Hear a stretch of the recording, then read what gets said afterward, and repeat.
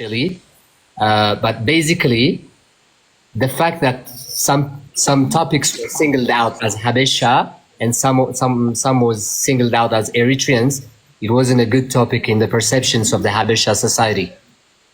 So he was asking like for you to apologize on the all the incidents that had happened. But initially now, can I come in into this topic, please? Sure. Wait, hold up. I wanted Joan, to intermediate there's a on lady. this. Hold up, Joan. There's a lady called Simri. Simry. She sent in a request. If you could.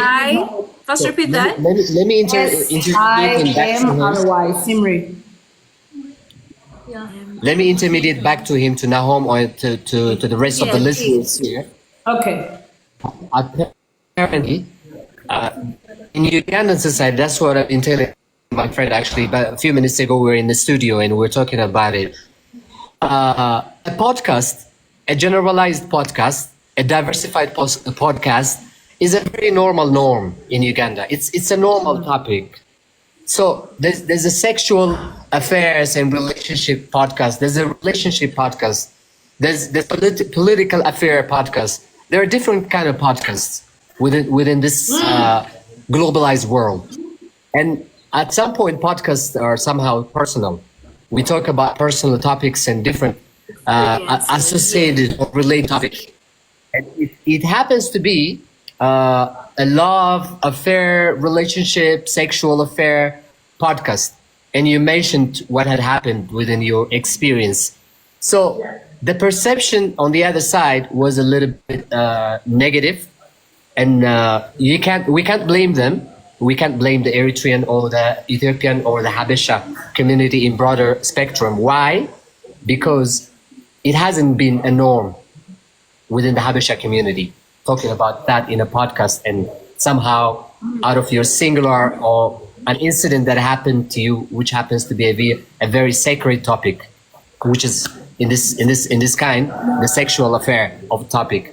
So they took an offense in that, and it was a very, very massive topic. It became a viral issue. So what I wanted to say is we shouldn't take a lot of offense on both sides. Esther, on your side as well, you had abuse. I saw that, which shouldn't have happened actually. But we really wanted to tell you the perception on our side, on the Habesha community, was from the background, from the cultural background, and it wasn't a very normal topic. And that's why the people Thank you so much. I want to ask Nate. Yes. You want to ask I Coach? want to ask Nate a question. There's someone here. Yes, kindly. Nate, how long have you been in Uganda? Almost 16 years now. How many? 16, heading 17 years. Hey, 16 years, yeah. someone interrupted. I couldn't hear anything. It's been 16 7 years, years. Esther. 16 years. 16. 16 Yeah. years? Indeed. Bro, at this point, you must be speaking all the languages. What the hell? Trying my best. Bro, now my question is, have you been with a Ugandan lady? Sexually or in a relationship matter? Sexually, both. Sir, is there a difference? No, but like, is there a difference? No, you can have a Ugandan friend, or just a normal relationship, or you can go into an intimate level of that. A relationship, a romantic one, like boyfriend, girlfriend needs. Well, that was back in the time, yes, early stage. Exactly.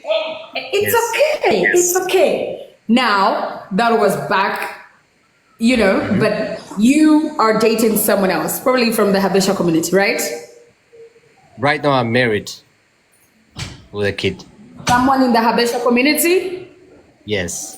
Is it safe to say that you had an experience with a Ugandan and it's different from what you have now?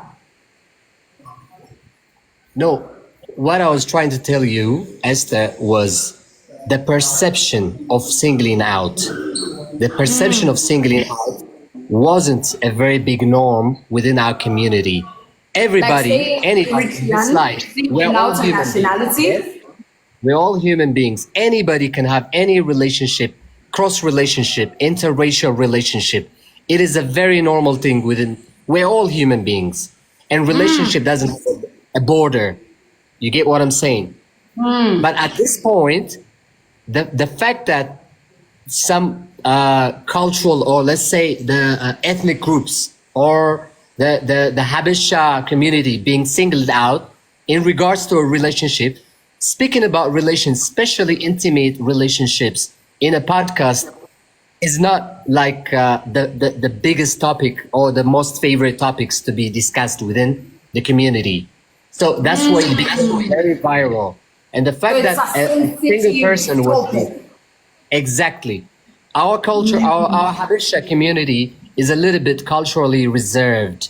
You get what I'm saying? They are a little bit culturally reserved. So to speak out in a podcast that actually goes within this social media era, that can go viral into your families, into different things, it somehow backfires and incriminates the society. So that's why immediately the whole society reacted in that regard. You get what I'm saying? It wasn't Yeah. meant to be like direct attack into you, Esther. Then, speaking on your part, on the Ugandan part, the fact that I've been in Uganda for this long years, I'm trying to explain to the community as well, to the Habesha community, it's not a very big deal, or it's not a very incriminating topic to talk about sexual affairs in a podcast. Because Yeah. there are so many podcasts, to the extent that are even licensed in a TV stations, to talk about relationship, sexual Yeah. intimacy, and other topics related to that. So it isn't a very big deal. So what we're trying to do at Mesob is actually, that's one of our core elements. We're trying to close the gap between the communities, the Habesha and the Ugandan community, so that some things that might be a little bit sensitive within the other party, how do we address that to make it a very simple so that others can join in? Because we've ever done counselings. Back in Eritrea, I used to do counseling. I took life skills lessons. But the mere counseling that you wanted to give to people, the fact that they're a bit reserved, it's not easy to sit someone and talk about sexual affairs and how their marriage affairs are going. It's not really easy. So you just have to find a way to bring the community together. So sorry, I'm taking a lot of time. Let me give the ground to other people. Other people. Thank you so much, Nate. That was so insightful.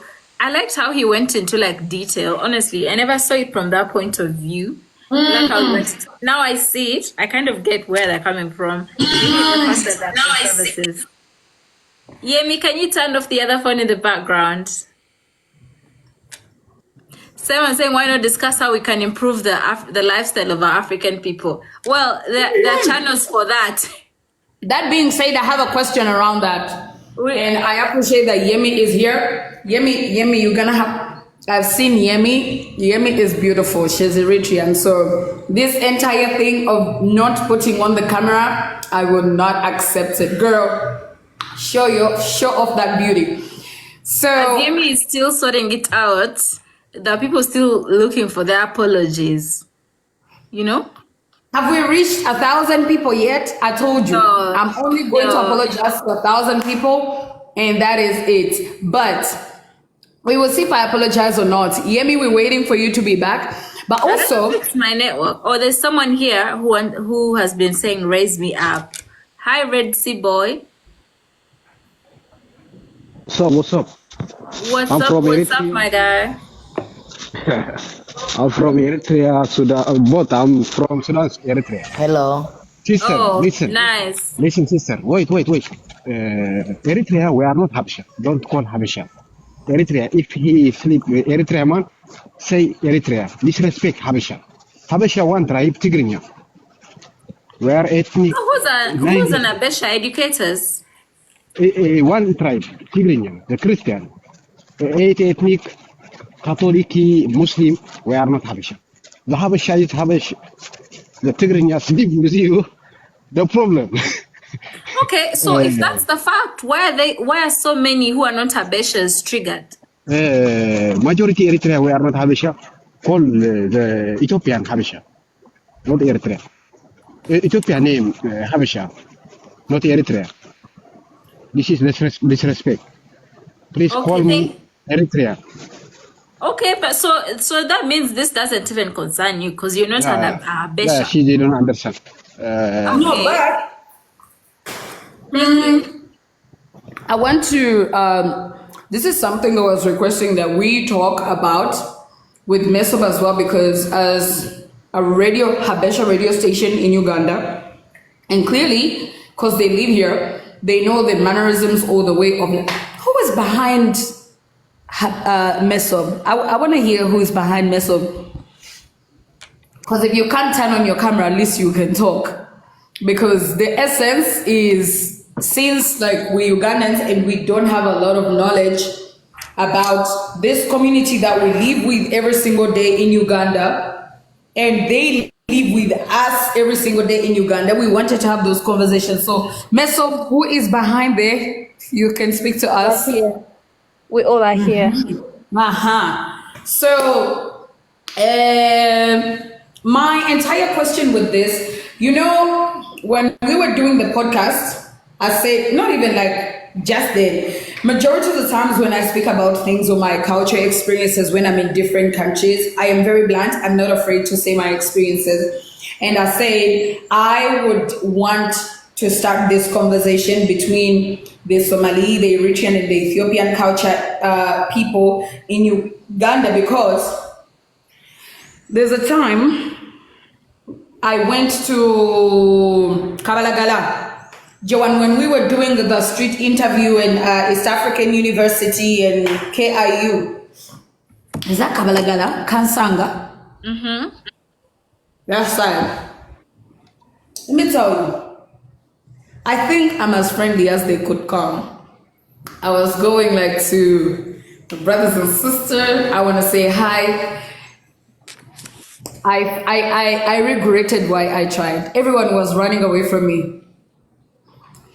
And I felt like, even when there's like some shop, because like the Somali community is too much that side, or the Habesha community, even entering a shop, bro, they just looked at me.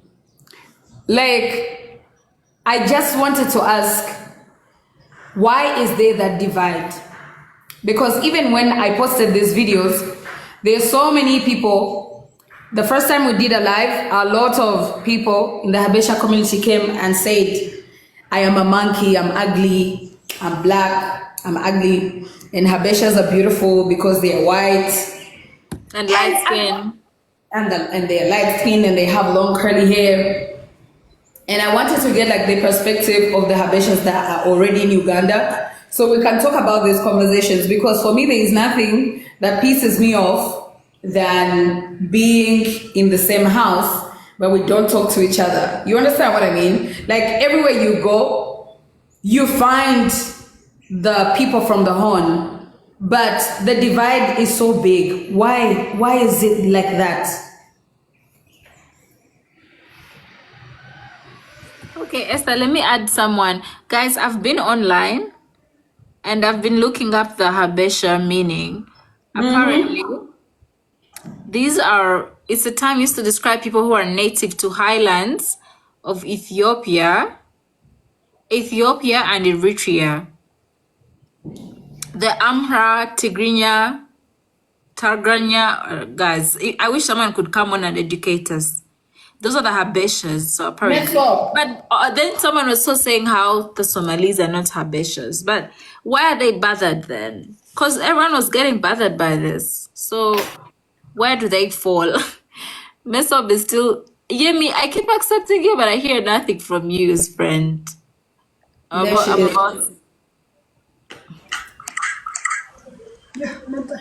Yemi, could you turn off the other phone in the background? Yeah, I'm here. I think. Okay, perfect. Can't be seen. I'm sending you a request. You guys are exposing my real face without a makeup. No, girl, you're beautiful either way, even before we see you. So maybe you can tell the people who the I told Habesh. you she's beautiful. Esther, please. Yemi, you're welcome. Thank you for accepting our invitation. I guess I personally want to know, like, someone has just brought it to our attention that Habeshas are not all one. So maybe you can educate us before we go into Esther's famous viral moments. So the thing is, a human being as a human being, we all are the same, like the same in a sense. We have the same right, the same obligations to do, and then since we are created, with the image of Christ. I don't want to put this thing in a religion way, but we all are the same. So the division between I'm Habeshan, I'm African, or white people, something, it's just a scam. Just leave it. We all are the same. Okay. Esther, what was your question for Yemi?